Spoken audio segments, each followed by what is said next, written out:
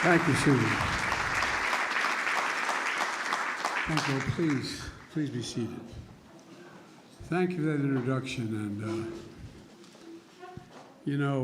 many of you have lost parts of your heart and soul yourselves. And you know that although moments like this where we are working like the devil to see to it other people don't go through the same thing, as Susan knows, it just brings back everything. It's hard to stand up here and recall exactly what happened without it all flooding back as if it was happening again. So Susan, thank you not only for your words, but for your courage. I really mean it. Thank you, thank you, thank you.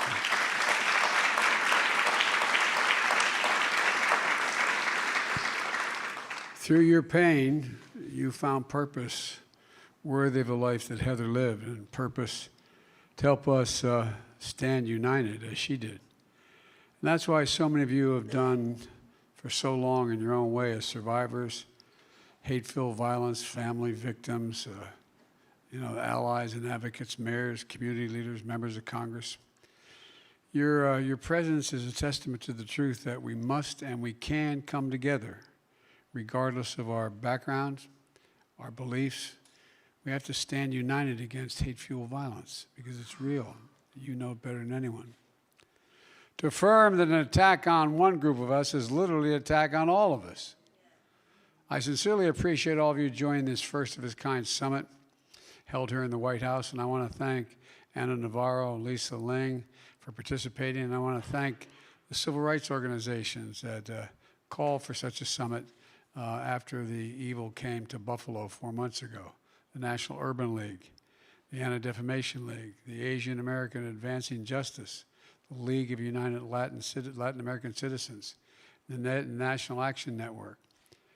Jill and I, my wife Jill and I, and she's teaching, that's why she's not here, traveled to Buffalo to grieve with families and deliver a message from deep in our nation's soul.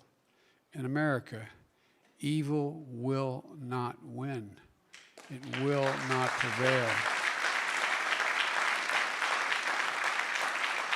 And white supremacists will not have the last word, and this venom and violence cannot be the story of our time.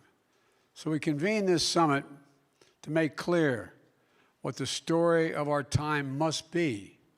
It has to be a story in which each and every one of us has a vital role to play, a story with this message from the White House. United, united, united we stand.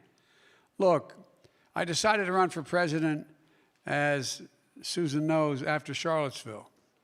Literally, not figuratively. I had no intention of running. I give you my word.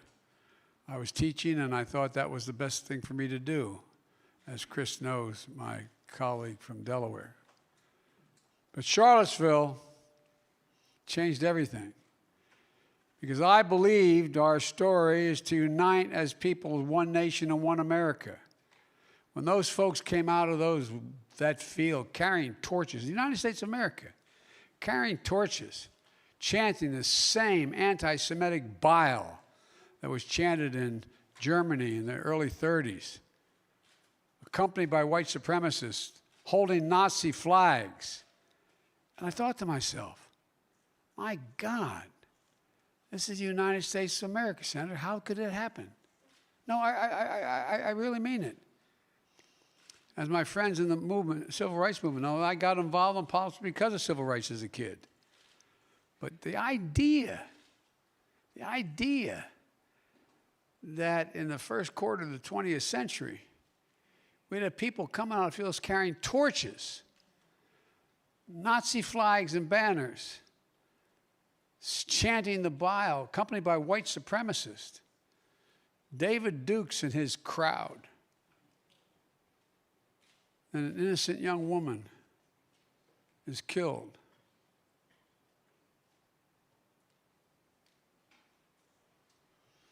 When the last guy was asked, what did he think? He said he thought there were some fine people on both sides. Look, folks, There are core values that should bring us together as Americans. And one of them is standing together against hate, racism, bigotry, violence that have long haunted and plagued our nation. Another core value is standing united. For the enduring source of our strength is the idea of America. We're the most unique nation in the world. Every other nation is based on ethnicity, geography. In America, we're based on an idea. Literally, not figuratively, an idea. We hold these truths to be self-evident. All women and men are created equal, endowed by their Creator, etc. We've never lived up to that, but we never before walked away from it. We never walked away from it. That's why it's so important what you're doing. It's so important that we keep hollering. So important for people to know that's not who we are. You know, I do a lot of foreign travel in my business. I spend an awful lot of time, and I know virtually every head of state. When I went to the first G7 meeting in England of the largest democracies in the world, I sat down and I said, you know, I've heard me say this before, Rev. I said, America's back. You know what these leaders said around a small table with no press there? For how long? For how long? The combination of January the 6th, what they saw in Charlottesville, not America. Not who we are. The idea of America is guarantees that everyone is treated with dignity and equality. An idea that ensures an inclusive, multiracial democracy. An idea that we give no safe harbor, none, to hate. Well, we've never, as I said, fully lived up to the idea. We've never walked away from it before. Look, I'm not naive. Kamala and I traveled to Atlanta to grieve with Asian American residents. The violence against community rose during the pandemic. Too many people fearful just walking the streets in America. Jewish high holidays approach. Families will gather for reflection under the shadow of the rise of anti-Semitism just 4 years after the attack on the Tree of Life Synagogue in Pittsburgh, the deadliest act of anti-Semitism in our nation's history. This summer, 31 white supremacists in Idaho were stopped from unleashing hateful violence just before they reached a pride celebration, a threat following a record year of violence against transgender Americans. Today, with the fall semester starting, we're joined by presidents of historic black college and universities should be able to focus on providing the best experience possible for their students, but instead are having to worry about more bomb threats against their institutions. Too often, Native Americans, disabled Americans face harassment, discrimination, and violence and victimization. Unfortunately, such hate-fueled violence and threats are not new to America. There is a through line of hate, from massacres of indigenous people to the original sin of slavery, the terror of the Klan, to anti-immigration violence against the Irish, Italians, Chinese, Mexicans. So many others lace through our history. There's a through line of violence against religious groups: anti-Semitic, anti-Catholic, anti-Mormon, anti-Muslim, anti-Hindu, anti-Sikh. Look, folks, and that through line of hate never fully goes away. It only hides. If I said before, when I was chairman of the Judiciary Committee, I felt really good that I got the extension of the Voting Rights Act for over 25 years. I even got Strom Thurmond to vote for it. No, not a joke. And I thought, well, you know, hate can be defeated, but only hides. And when given any oxygen, comes out from under the rocks. In the last few years, it's been given much too much oxygen in our politics, in our media, and on the internet. Too much hate, all for power and profit. That's the part that's changed a little bit.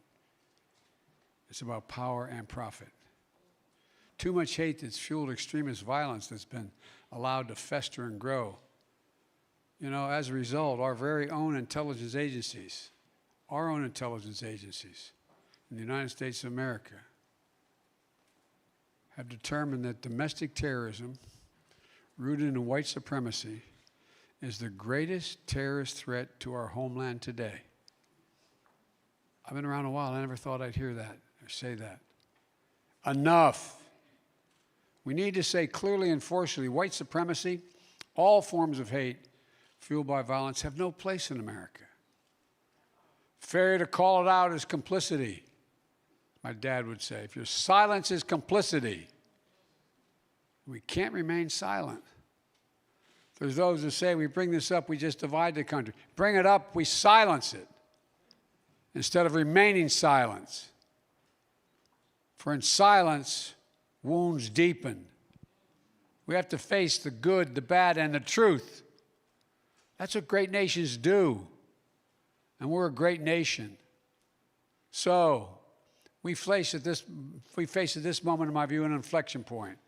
One of those moments that determine the shape of everything that's going to come after. Our great-grandchildren are going to look back and decide whether or not in this 2, 4, 6, 8-year period we stepped up. Because the world is changing. As the Irish poet said, all changed utterly. A terrible beauty has been born. We must choose to be a nation of hope, unity, and optimism, or a nation of fear and division and hate. And we choose, as we do, we know this: hate-fueled violence is born into the fertile soil of a toxic division. And we won't solve the problem by going after the extreme fringes alone. We have to confront the ways in which our toxic division fuel this crisis for all of us. Our differences certainly don't turn a fellow American into a sworn enemy. Building bridges across divides doesn't mean we're sacrificing our own beliefs and our core values. To be a nation of hope and unity and optimism, we have to recognize that we're not helpless in the face of hate and fuel violence. We're far more united than we're divided, but we have to focus on it. In fact, the vast majority of Americans are overwhelmingly united against such violence. The vast majority of us believe in honesty, decency, and respect for others, patriotism, liberty, justice for all, hope, and possibilities. And I know we can do this together. I really mean it. We can do this together. Last year with Susan here at the White House, I signed a bipartisan COVID-19 Hate Crimes Act that included provisions named after Heather that are going to help state and local law enforcement better identify and respond to hate crimes. Earlier this summer, I signed into law a Bipartisan Safer Communities Act, the first major gun safety legislation in 30 years.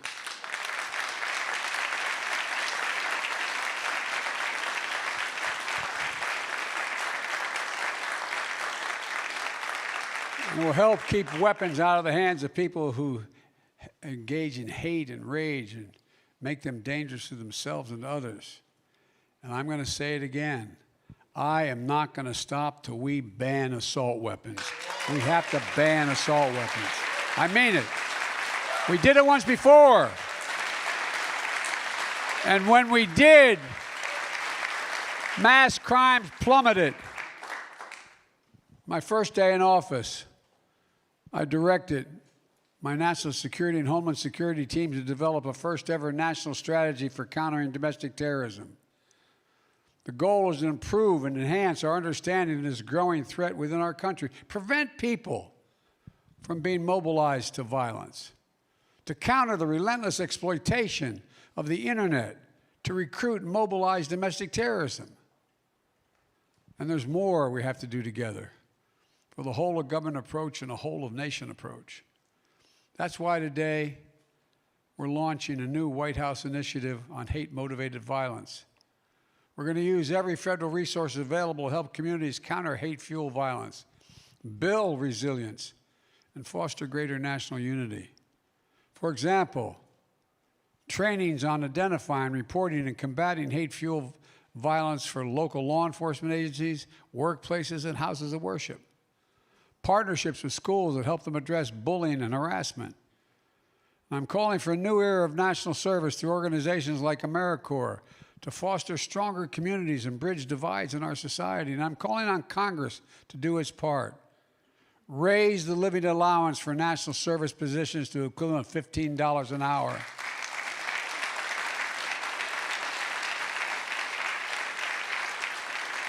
This would make national service an accessible pathway to success for more Americans of all backgrounds. Pass my budget, increase funding to protect nonprofits and houses of worship from hate-fueled violence.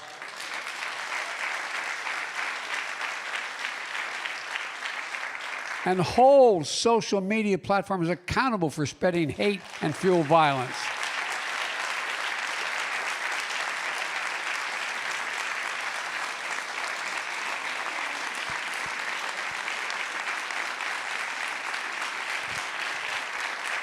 And I'm calling on Congress to get rid of special immunity for social media companies and impose much stronger transparency requirements on all of them. But folks, it's not just the federal government that can act. Everyone has a role to play in this story, whether you're a researcher seeking to understand the causes of hate-fueled violence, a philanthropist seeking to fund that research, or a concerned neighbor bearing witness to it and most collectively condemn those seeking mainstream violence or the threat of violence. Look, as part of this summit, nonprofit organizations like the Interfaith America, Habitat for Humanity, and the YMCA are launching new nationwide training to teach 10,000 Americans how to become bridge builders in their communities. And the U.S. Conference of Mayors is spearheading a compact with over 150 mayors, and Democrats, Republicans, and independents to address hate-fueled violence in their communities. And today, a group of philanthropic leaders are announcing they'll mobilize $1 billion investment toward building a culture of respect, peace, and cooperation in our civic life. Folks, this is just the beginning. A new bipartisan initiative, Dignity.us, will take this nation in the national conversation we launched today on the road across all 50 states and the District of Columbia, territories, tribal lands, to listen and learn from the people doing this work and find ways to scale up the best ideas. Bipartisan Presidential Center, senior officials from prior Democrat and Republican administrations will all support this effort. We're also about to meet some local heroes as we're honoring the Uniters. 21 fellow Americans, pastors, rabbis, imams, building relationships across faiths, a police officer educating fellow law enforcement officers, a middle school student mobilizing her community, a filmmaker documenting the epidemic of missing and murdered indigenous people, and so many more who are taking a stand. That's what this summit is all about. We, the people, we have to stand united. We have to do more. Let me close where I started by thanking all of you, and two people in particular, Rana and Sodi is a brother of Balbari Singh Sodihai, one of the first American victims of post-9/11 hate crimes. On this day in 2001, with Ground Zero smoldering, he was targeted, shot, and killed at work in Arizona by a white supremacist. To honor his memory, last year during the Asian American History Month, here at the White House, we displayed the turban he used to wear with pride. Miss Sarah Collins Randolph is also here today. On this day in 1963, her sister, Addie Mae, was one of 4 little girls preparing for Sunday school who were murdered by white supremacists the 16th Baptist Church bombing in Birmingham, which I visited. Miss Collins Rudolph survived the bombing, but still carries the scars of that blast. Miss Collins Rudolph, I'm honored to see you here again. Thank you for being here. I visited the church on this day in 2019, and I'll visit it with you and always remember what happened. All these years later, Miss Randolph, Mr. Sodhi, providing the evidence that we need, proving that grief is universal. But so is hope and so is love. My fellow Americans, we remain in the battle for the soul of our nation. When I look around at all of you here today, I know we'll win that battle. I know we'll win it. The power is within each of us to transform the story of our time, to rise together against hate, to show who we are. We are the United States of America, and there's nothing beyond our capacity. And one of my reasons for optimism is the young people in this country. They're the least prejudiced, most volunteering, least, how can I say it, least likely to find blame, and most likely to get engaged. We have to organize them, just like our generation was organized in the civil rights days. And we can do this because the violence and the haters are in a minority. But unless we speak out, it's going to continue. It'll continue. And folks, we cannot be intimidated by those who are talking about this as somehow we're a bunch of wacko liberals who are engaged in this new. I mean, think about how it's characterized. We have to stand up. And I'm confident we will. Thank you all for being here. And Susan, thank you for organizing this.